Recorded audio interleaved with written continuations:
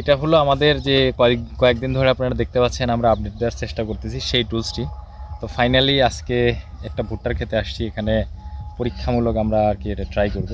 তো অলরেডি কয়েকটা ট্রাই করছি আমি আরেকটু দেখাই। তো এই যে এটা আপনার এইভাবে চলে আসবেন, এটা পাশার মানে এইভাবে দিয়ে জাস্ট প্রথমে প্রেশার দিয়ে মাটির ভিতর দিয়ে দিবেন, ঠিক আছে।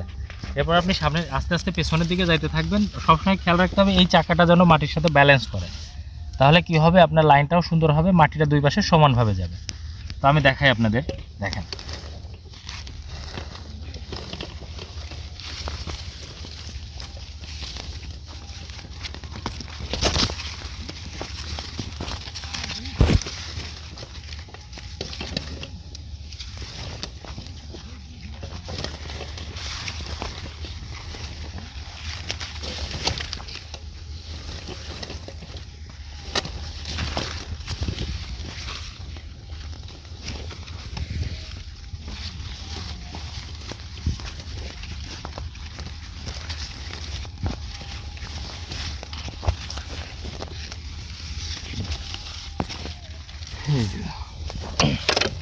যে আমাকে দাও।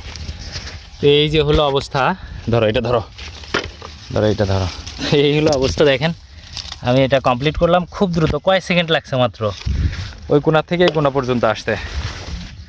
তো এইভাবে বেশ কয়েকটা লাইন আমি করেছি, দেখাই আপনাদের। এই যে দেখেন প্রত্যেকটা লাইনই সেম হয়েছে।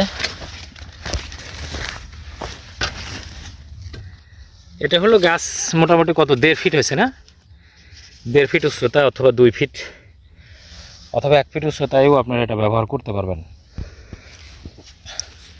দেখেন কত সুন্দর করে লাইন হয়ে গেছে, প্রত্যেকটা লাইনই একই রকম হয়েছে, গাছের গোড়ায় মাটি চলে গেছে। আসো রিয়াজ।